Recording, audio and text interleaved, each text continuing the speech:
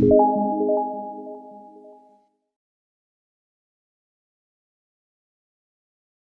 everyone, welcome to Crypto Millionaire from scratch. It's Altcoin, the best bodybuilder in the world, right here in the corner. Today we will talk about some news on the cryptocurrency market, why crypto is at risk after the Facebook leak. You know, I made a video about the Facebook leak a few days ago, and why blockchain would be a solution. Today we will talk about why crypto is at risk after that leak. We will talk about the CEO of the biggest crypto exchange that has almost 100% of his net worth into crypto, and why he's doing this, and also some price analysis on Bitcoin, Ethereum, Binance token, and ADA. Alright, before we start, I would appreciate if you hit that like button and the subscribe button and the notifications bell on, because we are releasing 2 videos per day, and just by liking a video and subscribing, you're helping this community to grow, and you'll bring more like-minded people together. Alright, let's start. I have to start by saying that I'm not a financial advisor. Nothing that I say here is financial advice. And I'm not a crypto expert and neither a financial advisor. Nothing that I say here is financial advice, and if you ask me, I'm a monkey and I'm also broke. Alright, now we can start. So as you can see here, everything is correcting. Bitcoin is sliding a bit too much in my opinion, but it will get back. Ethereum under $2,000, that's alright. Binance went back, but in the last 7 days is up 23%, which is amazing. Tether, again, this ginormous volume in 24 hours will lead to some events to... Oh, hold on, what was that? It will lead to some... It might lead to a crash, alright? I'm gonna say it. I'm not 100% sure if it will happen, but it might happen. That's the point. Too many people are borrowing money and too many people are lending money, and the lended money got borrowed and then lended again. This cycle is not working towards something good. Alright? Alright. Ripple 100% on green in the last 30 days. That's something not so exciting because the fundamentals didn't change. It's purely a technical rally. Alright, Cardano down a bit, 6%, no problem. Polkadot down, everything is correcting right now. Alright, so we had a peak, I think a few hours ago or 2 days ago. Not sure when the peak was. Yeah, I think 2 days ago. Now everything is correcting, so it's nice. Nothing new here, BitTorrent correcting as I said. Let's check any new coins. Nope, nothing new. Let's get to the first topic today. We have this thing right here. We have this amazing post on Cointelegraph by Shiraz Jagari. I hope I got your name right. So, the headline is Crypto at risk after Facebook leak. Here's how hackers can exploit data. Attacks on digital assets, exchanges, and trading platforms have decreased drastically in recent years, but data leaks still leave users vulnerable. Facebook is no stranger to data hacks and leaks, with the company having been on the receiving end of many high-profile security breaches in the recent years. For example, back in 2018, the social media giant revealed that it had inadvertently exposed the personal information of more than 50 million users due to a small error in its platform coding. This sucks, or zucks. But what matters the most is this data leak. Now, in 2021, the tech juggernaut has once again been hit with a fresh wave of data leaks. However, this time around, the number of users whose records were exposed was not 50 million, but a staggering 500 million. On April the 3rd, Alan Gall, Chief Technician Officer of security firm Hudson Rock, revealed that sensitive personal information for over 500 million users on Facebook was shared on a well-trafficked hacking forum. To be more specific, the records include phone numbers, full names, locations, birth dates, bios, and in some cases, email addresses of over 553 million located users across a total of 100 countries.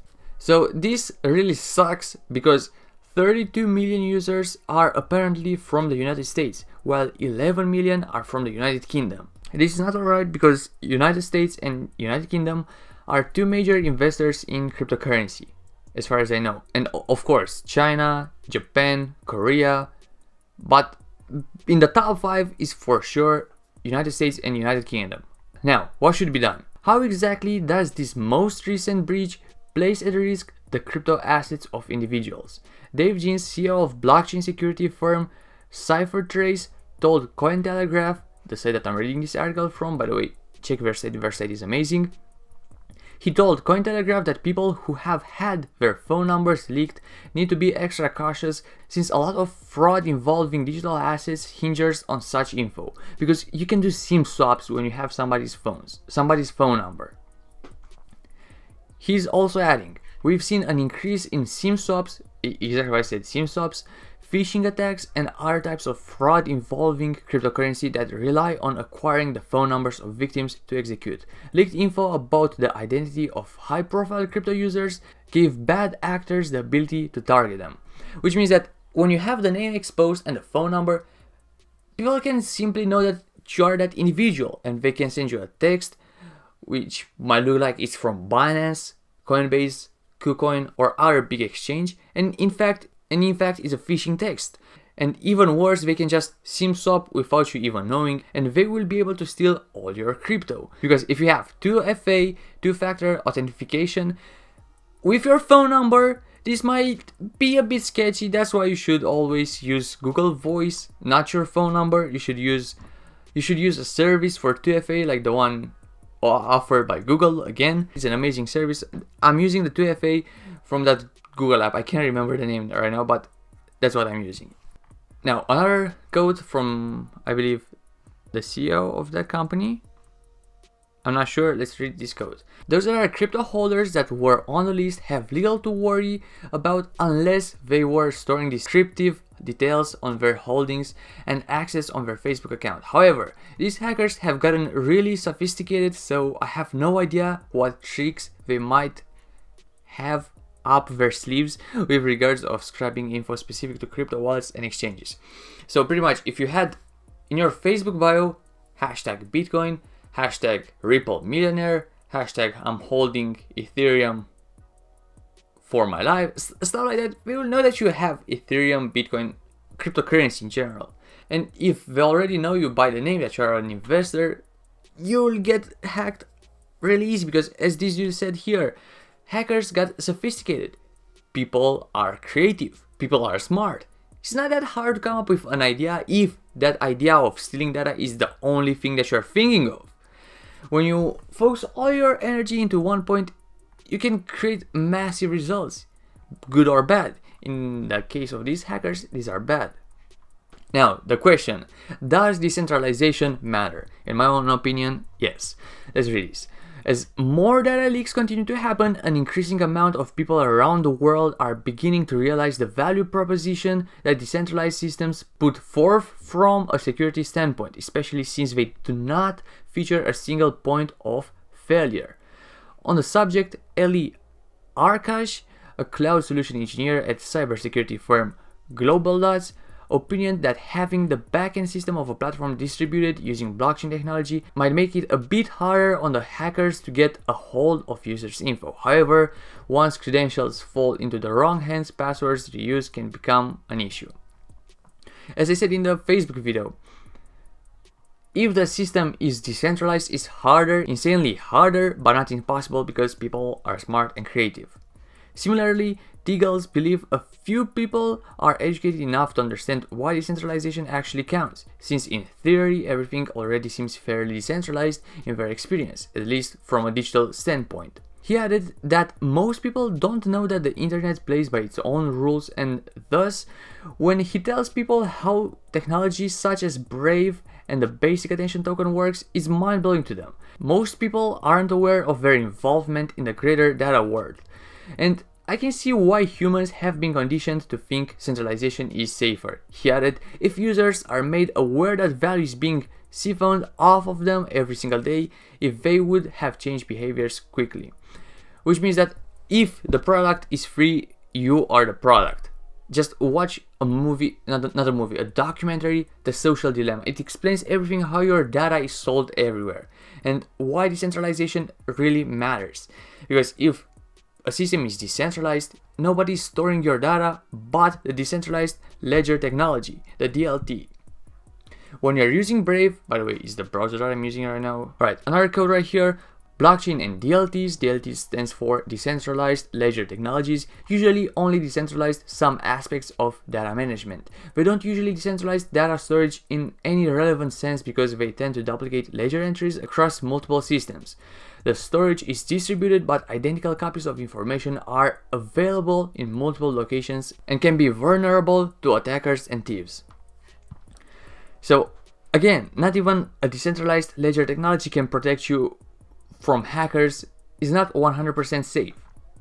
Safer it is indeed, but not 100% safe. Keep in mind this. Always keep in mind this. And that's also a reason why you should avoid social media platforms at all costs, or at least exposing crucial data about you, your hobbies, your business, your investments in this case. Just don't use them because they storage a lot of data and they're selling you because you are the product. If the product is free, their platform is free, so you are the product. It's not worth it, honestly. You're just getting addicted to something that won't even make you money. If you run a business on IG, YouTube, Facebook, do it. It's amazing. But if you don't do it and you just use Facebook, IG to waste time, what's the point, honestly?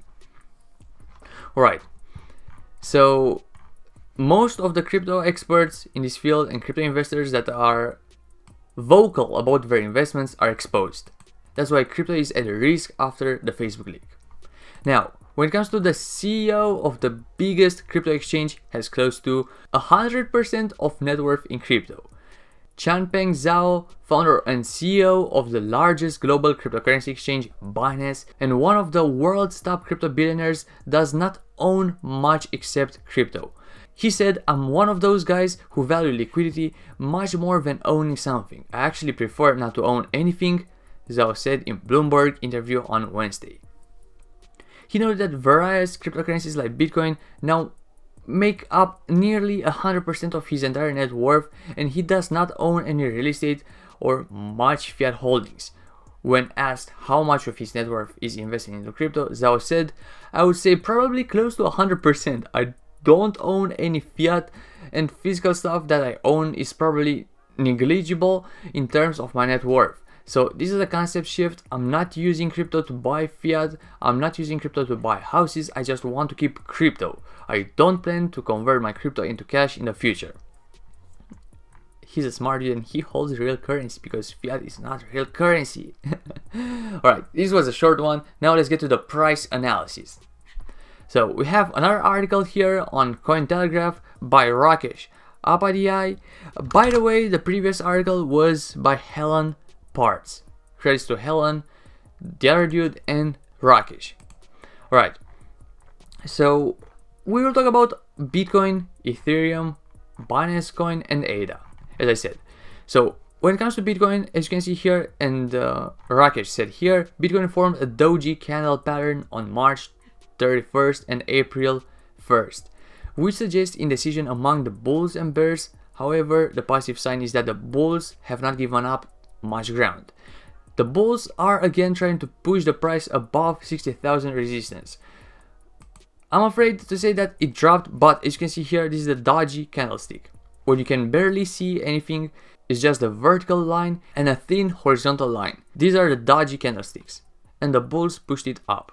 But again, it went down because it needs a correction and the market cap was going down, and I still believe that there will do something dumb soon and we will see more drops in the price. When it comes to ETH broke out the symmetrical triangle on March 21st and has continued its journey higher. Today the bulls have pushed the biggest altcoin above all-time highs at, it peaked at $2,150, but in this photo we can only see that it broke the triangle, which is great for ETH because the technology got delayed again, the ETH 2.0, but this is purely trading analysis, technical analysis. Right, Binance Coin USDT.